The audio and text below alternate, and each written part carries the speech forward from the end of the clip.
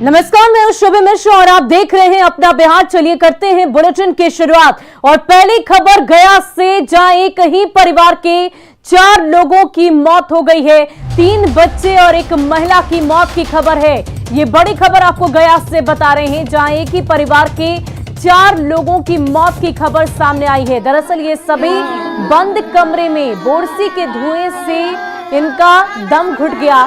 ये सभी वहां पर आग ताप रहे थे और इसी दौरान ये घटना घटी। अतरी के मालती गांव की घटना गया में आज हुई है और अहले सुबह ये बड़ी घटना घट गई। गया में एक ही परिवार के 4 लोगों की दर्दनाक मौत की खबर सामने आई है। बताया ये जा रहा है कि सभी की मौत बोरसी से निकले जहरीले धुएं से हुई है और इस धुएं के कारण इनका दम घुट गया। पूरे मामले की बात करें तो अतरी थाना के मोहरा प्रखंड के मालती गांव की ये पूरी घटना बताई जा रही है, जहां बीती रात मां अपने 3 बच्चों के साथ एक ही कमरे में सो रही थी। कड़ाके की ठंड के कारण बोरसी में आग जल रही थी और सभी रात में सो गए। बोरसी से निकला जहरीला धुआं बंद कमरे में फैल गया। जब सुबह काफी देर तक घर का दरवाजा नहीं खुला और घर से धुआं निकलते देख पड़ोसियों ने घर का दरवाजा तोड़ा तो कमरे में सभी को अजीब अवस्था में देखा गया। जब स्थानीय डॉक्टर ने जांच की तो सभी को मृत घोषित कर दिया।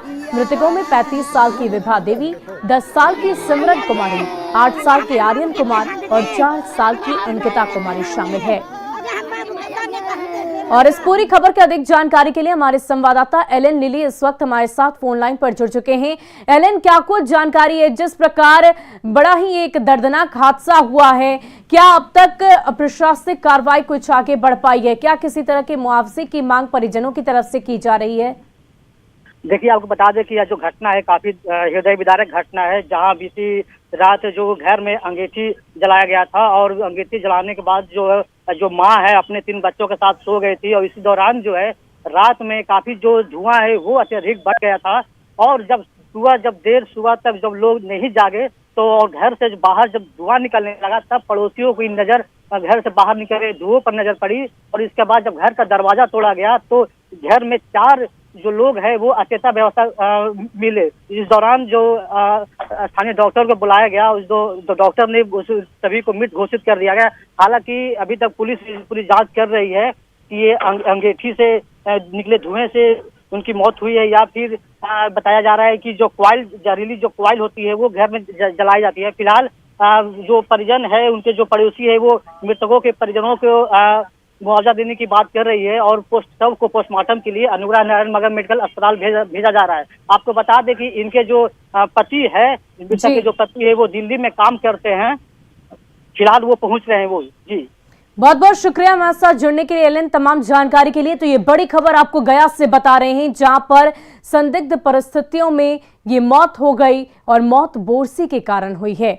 और अगली खबर सारण से, जहां संदिग्ध परिस्थितियों में हो रही मौतों का सिलसिला थमने का नाम ही नहीं ले रहा है।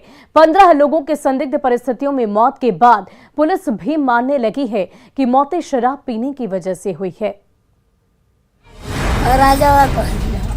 पति है, क्या नाम बताइए? हाथ में शराब की बोतल, आंखों में आंसू और जुबान पर पति को खोने का गम। कैसे मर गई लहन? कैसे?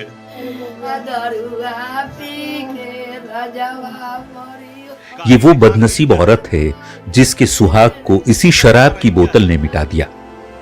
छपरा के मोकर के रहने वाले वीरेंद्र ठाकुर भी उन लोगों में शामिल हैं जिनकी मौत कथित तौर पर जहरीली शराब पीने से हुई है।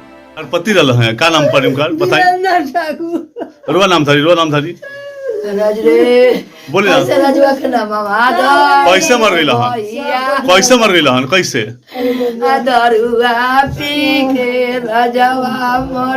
का ये दिखा रही क्या है? ये दिखा रही क्या है? यही पिए थे था। संदिग्ध परिस्थितियों में मौत सिर्फ अमनौरडीह गांव में ही नहीं हुई। मढ़ौरा थाना क्षेत्र के जमालपुर गांव के राजेश शर्मा की भी मौत संदिग्ध हालत में ही हुई। पत्नी बताती हैं कि 5 लोगों ने शराब पी रखी थी और सभी की मौत हो चुकी है। कैसे मर दारू गए? पी के कहाँ से पी के आए? भूलल माझी लगे से अच्छा, कितना आदमी पी रहे? 5 आदमी पिए अच्छा, 5 आदमी मर गइल बा। सारण में 18 जनवरी की रात से जो मौत का सिलसिला शुरू हुआ वो आज तक जारी है। पटना में इलाज करा रहे सूरज बैठा की भी मौत हो गई। कहा जा रहा है कि उसने भी शराब पी रखी थी। सारण में अब तक 1 दर्जन से ज्यादा लोगों की मौत हो चुकी है। पहले पुलिस ने शराब के मौत के आरोप को सिरे से खारिज कर दिया था, लेकिन अब पुलिस भी मानने लगी है कि मौतें शराब से ही हुई हैं। खुद सारण एसपी ने कहा कि ये मौतें शराब की वजह से हुई और इस बात से इनकार नहीं किया जा सकता। इसकी संभावना से हम इनकार नहीं कर सकते, परंतु इसका सत्यापन, जैसा कि डीएम साहब ने भी कहा, मेडिकली और जो उसके लिए अनुसंधान होता है और जो भी चीज़ हमें प्राप्त हुआ है उसका लिंकेज इस घटना से है या नहीं, क्योंकि शराब की बरामदगी केवल उस जगह से भी नहीं बल्कि पूरे जिले में कई जगहों से हो रही है। तो इसका लिंकेजेस हमको एस्टेब्लिश करना है, उसी अनुसंधान में हम लोग लगे। लगातार हो रही मौतों ने पुलिस को कुंभकर्णी नींद से जगा दिया है। जगदीशपुर गांव में शराब फैक्ट्री मिलने के बाद मकेर थानाध्यक्ष को निलंबित कर दिया गया है, तो चौकीदार को भी गिरफ्तार कर लिया गया है। इतना ही नहीं, जिस मुन्ना महतो के घर में शराब की फैक्ट्री मिली उसके परिजनों के साथ अब तक करीब 200 लोगों को गिरफ्तार किया जा चुका है। अब सवाल है कि पुलिस को शराब फैक्ट्री की जानकारी पहले से क्यों नहीं थी? मौतों पर पुलिस क्यों पर्दा डाल रही थी? पुलिस को मृतकों के परिजनों की बातों पर भरोसा क्यों नहीं था? अपनी वर्दी बचाने के लिए क्या पुलिस झूठ बोल रही थी? न्यूज़ 18 के लिए छपरा से संतोष गुप्ता की रिपोर्ट। वहीं छपरा में संदेहास्पद मौत के मामले थमने का नाम ही नहीं ले रहे। ताजा मामला डेरनी का है, जहां 2 और लोगों की संदिग्ध परिस्थितियों में मौत हो गई। इनमें से बिन टोली के रहने वाली सूखल महतो के शव को पुलिस ने पोस्टमार्टम के लिए छपरा सदर अस्पताल भेजा। परिजनों का कहना है कि सूखल महतो शराब पहले पीते थे और घटना के दिन अचानक उनकी आंखों की रोशनी चली गई। सूखल महतो के परिजनों से बात की छपरा संवाददाता संतोष गुप्ता ने। छपरा में संदेहास्पद मौत का सिलसिला थमने का नाम नहीं ले रहा है और इस बार डेरनी में 2 मामले सामने आए, जिसमें से एक को पोस्टमार्टम के लिए छपरा सदर अस्पताल लाया गया है। बताया जा रहा है कि इनकी भी तबीयत अचानक खराब हो गई, आंखों की रोशनी चली गई और उसके बाद इनको इलाज के लिए अस्पताल ले जाया गया, जहां डॉक्टरों ने मृत घोषित कर दिया। लेकिन प्रशासन ने एहतियातन इनका पोस्टमार्टम कराने का निर्णय लिया। मेडिकल बोर्ड के जरिए इनका पोस्टमार्टम कराया जाएगा। कब से तबीयत खराब हुआ था? 2-3 दिन पहले से। 2-3 दिन पहले से? हाँ। क्या हुआ अचानक? अचानक पूरा बोली बंद हो गया, अब पूरा छटपटाए लगे। उसके बाद डॉक्टर आया तो बताया कि बाहर ले जाओ। अच्छा, आंखों से दिखना भी बंद हो गया था? हाँ। क्या बोल रहे थे? बोल रहे थे कि बाद में बोल रहे थे कि मैं नहीं जाऊंगा, कि ठीक हो जाऊंगा। तो फिर सांझ के हो गया, डॉक्टर आ गया। मैंने आँख से दिखना कब बंद हो गया था? 4 बजे आँख दिखना बंद हो गया ना? हाँ। क्या बोल रहे थे? बोल रहे थे कि मैं नहीं जाऊंगा। मैंने आँख से दिखाई नहीं दे रहा था? नहीं। अच्छा। तो लेटरिन उटरिन खाए, उसके बाद डॉक्टर आया तब भी। पहले शराब वराब भी पीते थे कभी? नहीं, पहले पीते थे। पहले पीते थे। घटना हाँ। के दिन पी के आए थे क्या? ऐसा बताया कुछ? नहीं। क्या आप लोग को लग रहा है? देखिए, हमको सूचना मिली कि तबीयत खराब है, उसी में हम गाड़ी लेकर पहुंचे। उसके बाद दरियापुर लेकर गए और दरियापुर डॉक्टर साहब से दिखाए तो बोले कि इनका पल्स वगैरह नहीं दिखाई थी, बता रहा है कि आप लेकर चले जाइए सदर अस्पताल। तब तक रास्ते में ही इनका डेथ हो गया। तो शराब वराब पीते थे पहले से? सेवन करते थे शराब का? आप लोग पहले सेवन करते थे। इस घटना में सेवन की, जो कि 14-15 लोगों की मौत हुई है, तो क्या आप लोगों को लग रहा है कि ये कारण से भी जुड़ा हो सकता है? इनकी तबीयत बिगड़ने का कारण शराब भी हो सकता है? ऐसे तो हम लोग पेपर में अभी से पढ़ रहे हैं, जान रहे हैं कि शराब से मौत हो रही है। अब इनका पोस्टमार्टम के बाद रिपोर्ट हो। को आदमी मरा है आपके गांव में? भी बता रहा था कि इधर 2 आदमी की मौत। एक आदमी और मर गए।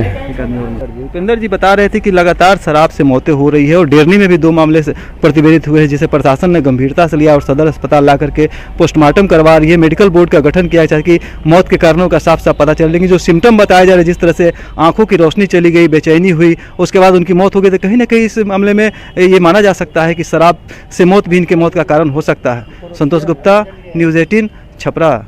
वहीं इंटर परीक्षा के लिए एडमिट कार्ड के बदले पैसे लिए जाने पर राजधानी पटना में जेडी विमेंस कॉलेज की छात्राओं ने हंगामा किया।